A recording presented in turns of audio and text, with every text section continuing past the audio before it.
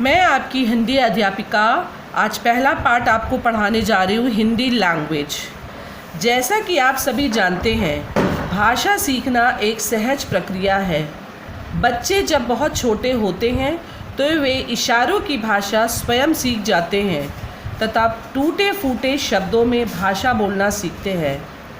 अतः छात्रों के लिए हिंदी भाषा के नियमों का शुद्ध ज्ञान होना अत्यंत आवश्यक है। तो आइए आज मैं आपको सबसे पहले भाषा पाठ पढ़ाना चाहूँगी। भाषा पाठ, हमारी भाषा। मैडम, आपका पत्र आया है? हाँ, मेरी माँ ने भेजा होगा। ये किसने बोला? ये एक पोस्टमैन ने, यानी कि डाकिया ने आकर उस मैडम जी को लाके पत्र दिया और कहा, मैडम जी आपका पत्र आया है। डाकिया ने बोलकर पत्र आने की बात बताई। सरला जी ने सुनकर पत्र के बारे में जाना। यानी कि हम बोलकर अपनी बात दूसरों को बता सकते हैं। हम सुनकर दूसरों की बात समझ सकते हैं। हम लिखकर अपनी बात दूसरों को बता सकते हैं। हम पढ़कर दूसरों की बात समझ सकते हैं। यानी कि भाषा प्रतिदिन आप अपने प्रयोग में करते हैं। जैसे आप अपने माता पिता से, भाई बहनों से जो भी वार्तालाप करते हैं या बातचीत करते हैं, वे भाषा ही कहलाती है। बहुत ही सरल ढंग से मैं आपको भाषा की परिभाषा समझाना चाहूँगी।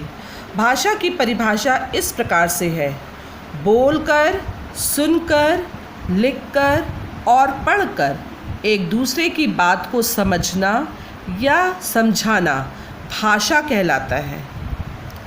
आप दूसरे तरीके से पढ़ सकते हैं, भाषा ही एक ऐसा माध्यम है जब मनुष्य अपने विचारों या भावनाओं को आपस में आदान प्रदान करता है या प्रकट करता है एक दूसरे के सम्मुख, वह भाषा कहलाती है। बच्चों, क्या आप जानते हैं भाषा के कितने रूप होते हैं? भाषा के 2 रूप होते हैं, जैसे कि मौखिक भाषा, लिखित भाषा। कौन सी भाषा? मौखिक भाषा, लिखित भाषा। मौखिक भाषा किसे कहते हैं? जब हम बोलकर अपने विचार प्रकट करते हैं और दूसरे उसे सुनकर समझते हैं, तब हमारी भाषा मौखिक कहलाती है। मौखिक भाषा किसे कहते हैं? जब हम बोलकर अपने विचार प्रकट करते हैं और दूसरे उसे सुनकर समझते हैं, तब हमारी भाषा मौखिक कहलाती है। जैसे मोबाइल पर बात करना, समाचार पत्र पढ़ना या सुनना, आपस में बातचीत करना, वाद विवाद करना, भाषण देना, स्टेज पर जाकर भाषण देना या पोएम बोलना या कोई रेसिटेशन या कोई थॉट्स बोलना, वो सब आपका क्या कहलाता है? मौखिक भाषा। उसी तरह अब मैं आती हूँ लिखित भाषा में। लिखित भाषा कैसे हम बोलते हैं? लिखित भाषा किसे कहते हैं? जब हम लिखकर अपने विचार प्रकट करते हैं और दूसरे उसे पढ़कर समझते हैं, तब हमारी भाषा लिखित भाषा कहलाती है। जैसे पत्र लिखना, समाचार पत्र पढ़ना, पत्रिका पढ़ना। यहाँ आप देख रहे हैं पिक्चर्स में, चित्रों में देख रहे हैं कि यह बालिका पत्र लिख रही है। तो पत्र लिख रही है मतलब लिखने का कार्य कर रही है। दादाजी यहाँ पत्र पढ़ रहे हैं, मीन्स वो पढ़ने का काम कर रहे हैं। पढ़ रहे हैं वो जो लिखा हुआ है उस समाचार पत्र में, तो लिखित भाषा ही पढ़ रहे हैं, तो उसे कहेंगे समाचार पत्र पढ़ना। तो ये भी आपका किस में आएगा? लिखित भाषा में। पत्रिका पढ़ना, माताजी यहाँ पत्र पढ़ रही हैं, तो ये आपका क्या आ गया कि लिखा हुआ है, वहाँ पर ऑलरेडी लिखा हुआ है, उसे ही वो पढ़ रही हैं, तो उसे कहेंगे लिखित भाषा। लिखित भाषा, वे पत्रिका पढ़ रही हैं तो इसे लिखित भाषा कहेंगे। इस प्रकार हम जान जाए कि भाषा के 2 रूप होते हैं। मौखिक भाषा जैसे बोलकर, सुनकर। लिखित भाषा जैसे लिखकर, पढ़कर। बच्चों, आप जान गए कि ये भाषा किसे कहते हैं? आपको अभी मैंने भाषा का डेफिनेशन बताया, वैसे ही भाषा के रूप बताएं, तो इसे भाषा कहते हैं। सिंपल तरीके से जो प्रतिदिन हम भाषाओं का प्रयोग करते हैं, उसे ही भाषा कहते हैं। अपने विचारों को आदान प्रदान करते हैं, उसे ही भाषा कहते हैं।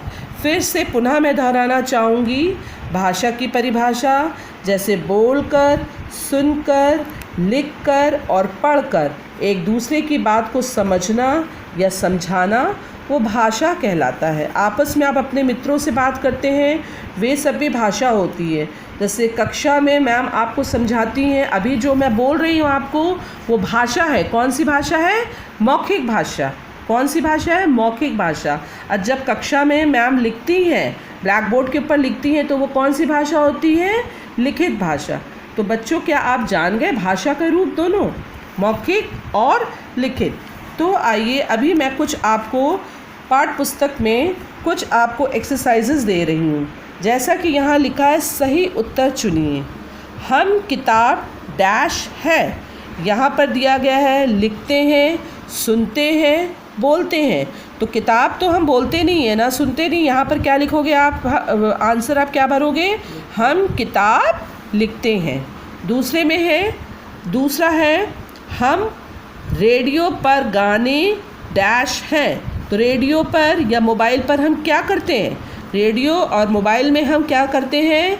गाना सुनते हैं। यहाँ पर जैसे दिया गया है, पढ़ते हैं, सुनते हैं, सुनते में टिक करिए, लिखते हैं, लिखते में आप रॉन्ग करिए और पढ़ते में आप रॉन्ग करिए।